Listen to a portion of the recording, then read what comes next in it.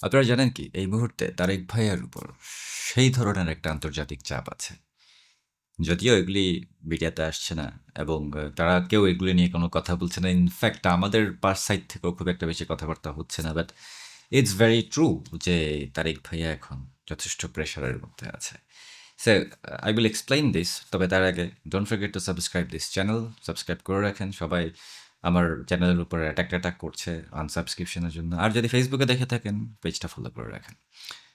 So আসেন এবার আসল কথায় আসি যে কি ধরনের একটু ফোকাস করি। কেন চাপ?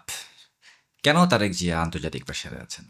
ওয়েল, বাংলাদেশে এই মুহূর্তে, হ্যাঁ, কেন তারেক জিয়া এই মুহূর্তে প্রেশারে আছেন? আমার দেখা মতে বা জানা মতে ৩ টা রিজন আছে।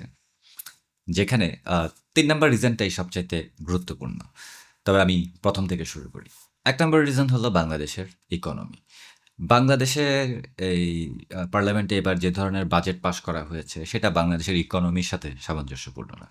তো বাংলাদেশে যারা ক্রেডিটর আছে, যেমন ধরেন IMF, আ ADB, এই সমস্ত অর্গানাইজেশনগুলো এবং বিভিন্ন দেশ, দাতা দেশগুলো, তারা বাংলাদেশের এই বাজেটকে অনেক বেশি ল্যাভিশ বলছে এবং এটাকে তাদের অ্যাকচুয়ালি পছন্দ হয় না। যদিও উপরে তারা ওই দেখাচ্ছে যে it's fine, they don't mind, but ভিতরে তারা এটা নিয়ে খুবই ডিসস্যাটিসফাইড। কারণ বাংলাদেশের এই এক্সট্রিম লেভেলের ল্যাভিশ বাজেট সেটা বাংলাদেশের কারেন্ট ইকোনমির সাথে যায় না। বাংলাদেশের ইকোনমি কিন্তু এখন ভঙ্গুর। বাংলাদেশের এক্সপোর্ট একেবারে নিচে, মানে তলানিতে ঠেকছে প্রতিদিনই। আর আমদানি যেখান থেকে করছে যেই আমদানি, বাংলাদেশের আমদানি অনেক এক্সপেন্সিভ হয়ে গেছে। অনেক এক্সপেন্সিভ হয়ে গেছে। আমেরিকার সাথে ট্রেড ডিল বাংলাদেশের জন্য চরম ক্ষতিকর এবং বাংলাদেশের আশেপাশের দেশগুলি থেকে আগে সস্তায় যে সমস্ত জিনিসগুলি আমদানি করতো, এখন আর ওইটা আর হচ্ছে না। এখন অনেক টাকা দিয়ে উচ্চ মূল্যে দেখা যাচ্ছে যে পাকিস্তান থেকে চাল আনছে, সেগুলি বিষে ভরা। আবার আমেরিকা থেকে ট্রেড ডিলের কারণে অনেক কিছু ইম্পোর্ট করতে হচ্ছে, যেগুলি আসলে বাংলাদেশের মানুষ এফোর্ড করতে পারে না। যে কারণে বাজারে গেলে মানুষের হাহাকার বেড়ে যায়। দোকানে গেলে পকেট খালি হয়ে যায়, কিন্তু বাজারের ব্যাগ ভর্তি হয় না। এটা আমার কথা না, এটা বাংলাদেশের সাধারণ গণমানুষের কথা। হ্যাঁ, যারা বাংলাদেশে বড়লোক, যারা রিচ, যারা এই যে তারেক ভাইয়ার বন্ধুরা, এমপি মন্ত্রীরা, তারা এফোর্ড করতে পারে, বিগ শটরা এফোর্ড করতে পারে। বাট বাংলাদেশের সাধারণ মানুষ, আপামর মানুষ, একেবারে জনগণ, সাধারণ জনগণ কিন্তু এগুলো এফোর্ড করতে পারছে না। কারো বেতন দিয়েই পোষাচ্ছে না, মানে পুরা মাসের খরচ।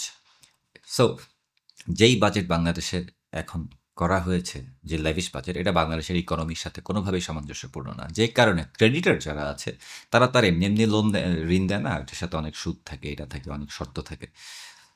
এইগুলি আসলে দুয়ে ৪ হচ্ছে না। যে কারণে এই ইকোনমিক রিজনগুলিতে অনেক বেশি চাপের মধ্যে আছে। আপনারা খেয়াল করবেন, নিউজ দেখেছেন কিনা জানি না, যে বাংলাদেশে গত মাসে আরও ৮% এক্সপোর্ট কমেছে জাস্ট রেডিমেড গার্মেন্টসের ক্ষেত্রে। বাংলাদেশের one of the major source of income. এটা দিন এটা সেই যে তলানিতে যাওয়া শুরু করেছে ২ বছর আগে, আর রিকভার করে নাই। তাহলে চিন্তা করেন যে ২ বছরে কত নিচে নেমেছে।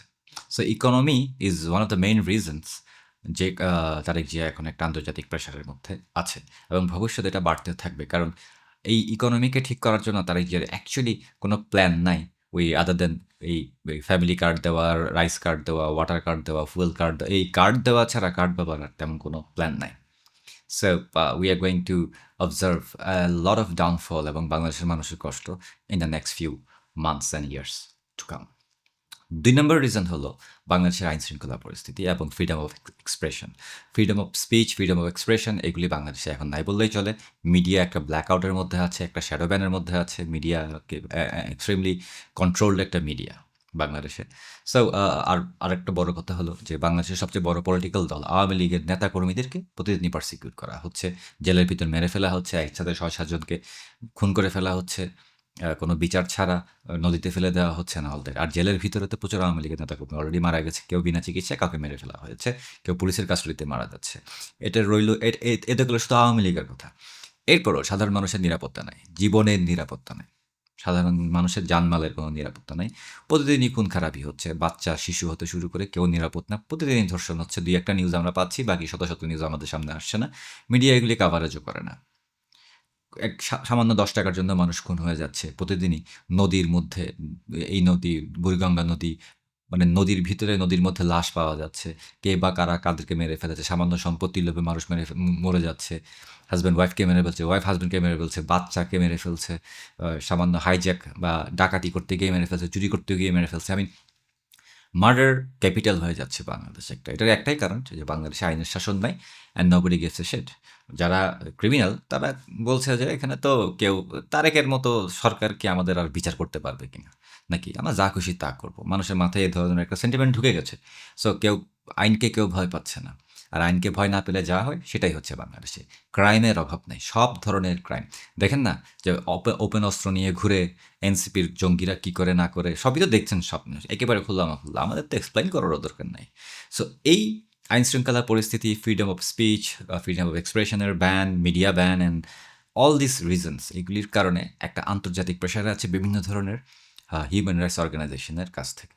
এগুলি এখন এই সমস্ত হিউম্যান রাইটস অর্গানাইজেশনগুলো কিন্তু পাবলিকলি কিছু বলছে না, কারণ এরা ইউনুসকে, তারেককে চোখ বন্ধ করে সাপোর্ট করেছে এবং এই সমস্ত জঙ্গিদেরকে চোখ বন্ধ করে সাপোর্ট করেছে জুলাই আগস্টে। এখন তারাও পাবলিকলি সে কারণে কোনো স্টেটমেন্ট দিতে পারবে না, কারণ হিপোক্রেসি বের হয়ে যাবে। কিন্তু চাপ তো ঠিকই আছে, কারণ তারা তো বেসিক্যালি ওয়েস্টার্ন ডেমোক্রেসিগুলি থেকেই আসছে এবং এক এক জায়গায় এক এক ধরনের স্ট্যান্স তো তারা নিতে পারে না, যে কারণে ওই সমস্ত অর্গানাইজেশনের ভিতরে ইন্টারনালি কিছু গ্যাঞ্জাম চলছে এবং সেই প্রেশার তারেক জিয়া, ইউনুস এদের উপরে এসে পড়ছে।